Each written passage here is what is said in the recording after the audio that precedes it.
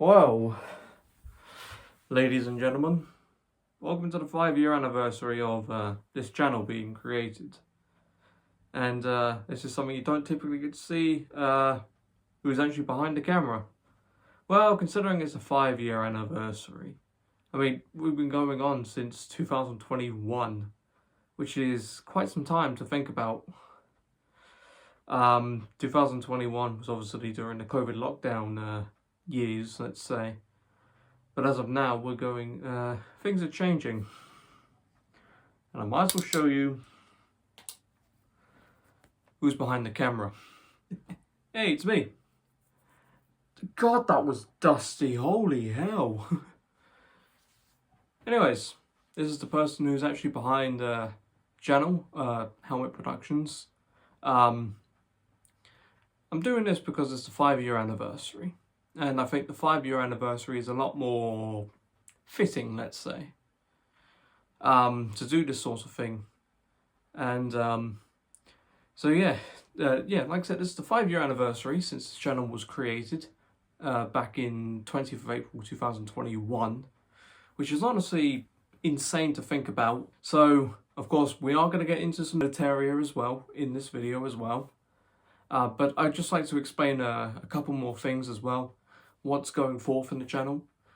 There are a few things. One of them being there will be reenacting videos, so videos of me shows and stuff, shows and events, which should be fun to do. And of course, I've dedicated this channel to being British and Commonwealth channel, well, mainly British. No Commonwealth.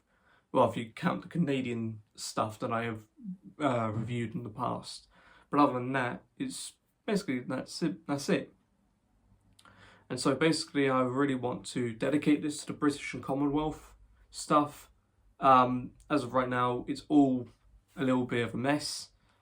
As we had, at the beginning we had British and Commonwealth, we had German, American, French, a whole bunch of different nationalities that were merged into one. And ultimately, ever since then, I've since collected a whole bunch of British and Commonwealth military surplus. I should ideally be collecting other nations as well.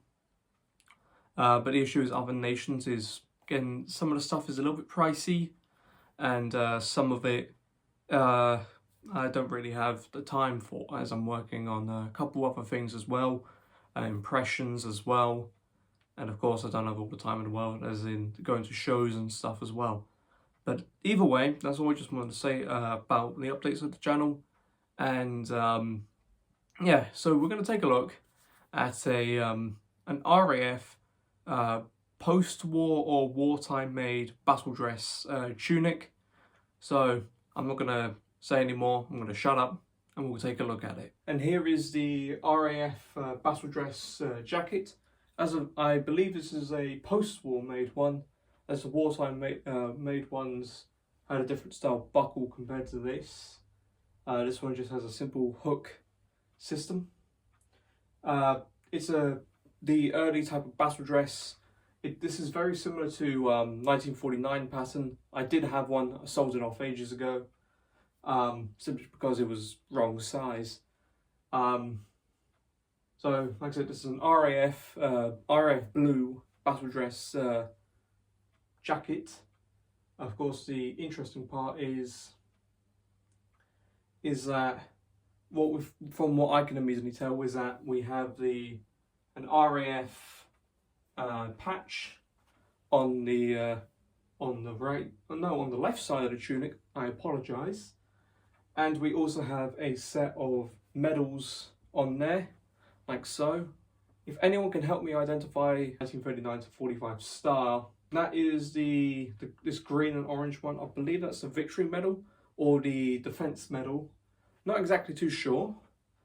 And then of course we have this medal here, and then we have this one here. Unfortunately, I do not know what they are.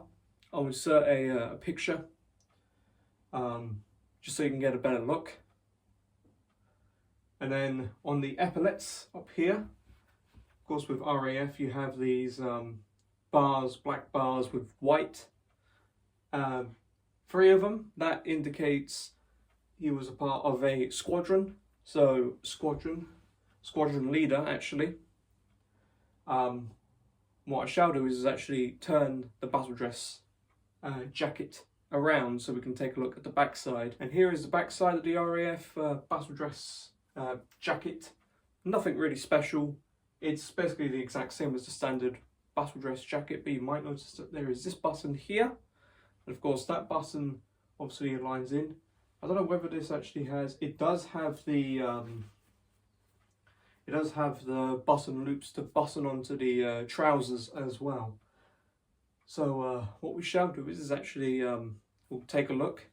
I'll open up and we'll take a look at the inside. So what I have done is I have in fact undone the buttons, and you might actually notice that, of course, like the very early battle dress, that being battle dress Surge and 1940 pattern. No, they're not the same battle dress.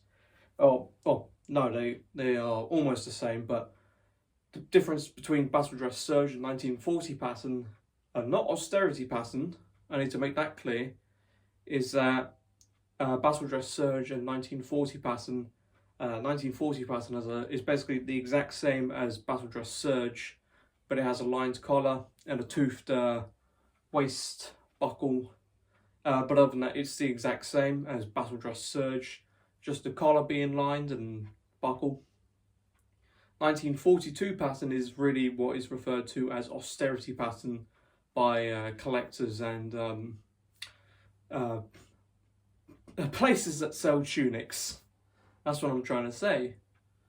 But the reason why they actually have 1942 pattern battle dress is why they have 1940 pattern, why they're often called 1940 pattern. That is because the battle dress labels, 1940 pattern, were being reused on 1942 pattern. So that's why it's often called, the austerity pattern is often called the 1940 pattern. Not true, it was never called 1940 pattern, it was always called 1942 pattern or austerity pattern, but that's besides the point.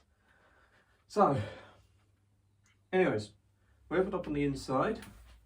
As you can see, it's lined with a silk type material. Of course, you have your pocket, which goes in there, which actually does sport the label. And we'll take a look on this side as well. Of course, nothing much on that side. On inside the arms is almost like a silk itself. It's almost like a silk. And then you actually have another pocket in here, to which, I've searched that already. But other than that, it's really the same as as battle dress, so being you have the 2 breast pockets, stuff like that. One thing I shall do is actually we'll take a look inside one pocket. When actually looking through the battle dress jacket, of course this jacket was actually purchased at the last Chatham Salute the 40s, which ended last year. So of course bought it there. This was a tenner. We sat down in the cafe area. I was inspecting it, and of course, the one thing you always do is when you get battle dress, or any uniform for that matter, you always check the pockets. And I checked the pockets, and I had found this little ticket on the inside. And what I will do is actually put up a picture of that ticket as well. So of course that ticket is a little bit interesting, as it probably gives a little bit more story to where this possible battle dress has been, or the owner. It has possibly been to Oslo, which is the capital of Norway. It's Norway. I keep thinking it's Sweden, but capital of Sweden is Stockholm, obviously. And we'll actually talk about this label now I found on the inside. So the label we found on the inside, of course you can't see it, but I'll go and read it out. It says Moss Bros Limited, Covent Garden, London, WC2, phone, and then of course, and it belongs to one TJ Thomas, BE77/191 D-3-50, I think that's 59 Beck. And of course what I shall do is also put up a picture as well, so you can get a better understanding of the label itself and see if you can actually help me out. So that is the RAF Battledress jacket.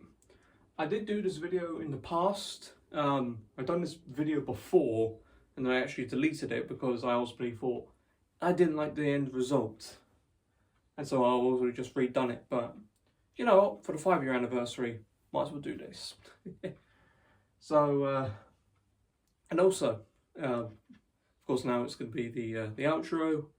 So this is also just like a test run if you guys like me being in front of the camera, you know, actually talking through the item as well. Please give me your feedback. Feedback will always be greatly appreciated. If you did enjoy this video, then please like, comment, subscribe, and turn on the notification bell so you always get notified whenever I upload new videos.